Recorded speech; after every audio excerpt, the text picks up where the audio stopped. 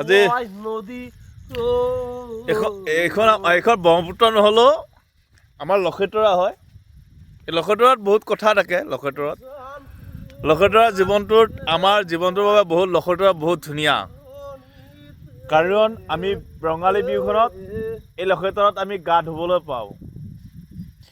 কিন্তু আমি ক'বলৈ গ'লে আমি বিৰোধী কৰা নাই, বিৰোধীটো নহয়, তথাপিতো আমি কৈছোঁ লক্ষীতৰা যিটো আমাৰ নদীৰ সোঁত বৈ থাকে, আমাৰ বহাগৰ বিহুত আমি নৈৰ পানী পাম, সেইটোৱে এইবাৰ আশা নাই। কাৰণ আমি এইকাৰণে আশা নাই, যিটো অৱস্থা যে চোৱা ইয়াক কেনেকৈ পুতা হৈছে আৰু এনেকৈ পুতি ফলা হৈছে। এও আহিছে। আমাৰ জীৱনটো তেনেকুৱা, কাৰণ কি আমি এনেকৈ ৰাতি আহোঁ। আজি ৰাতি মোটামুটি 12 বাজিছে।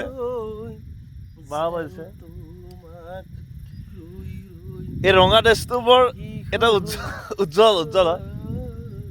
কিন্তু আমি সঁচা কৈছোঁ, ৰঙালী বিহুত এইবাৰ গা ধুবলৈ আমি নাপাম। মই সঁচাকৈ কৈছোঁ, কাৰণ কি ৰঙালী বিহুৰ ইয়াত সোঁত বৈ থাকে। যেন তোমাক পাবৰে মন সঁচাকৈ জনপ্ৰিয় কণ্ঠশিল্পী জুবিন গাৰ্গ নাই জানা সঁচাকৈ জুবিন দা নাই কাৰণে হেৰাই পেলাইছোঁ।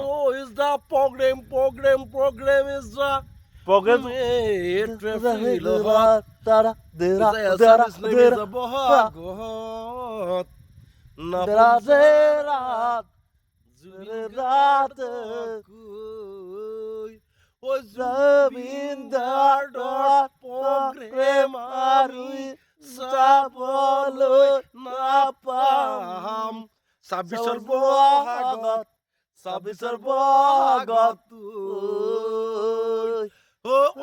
অসমীয়াৰ ৰাইজে বুক ঢাপিলিয়াই থাকিব জানৰে। Thank you very much. Rongali বিহুটিতে আমি গা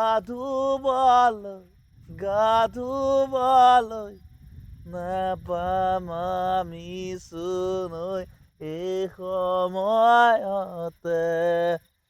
আমাক এনেকুৱা কৰিলে একো নাই, জুবিন দা নাই, সঁচাকৈ নাই। কাৰণ ৰঙালী বিহুটো আমি ভালকৈ উদযাপন কৰিব নোৱাৰিম।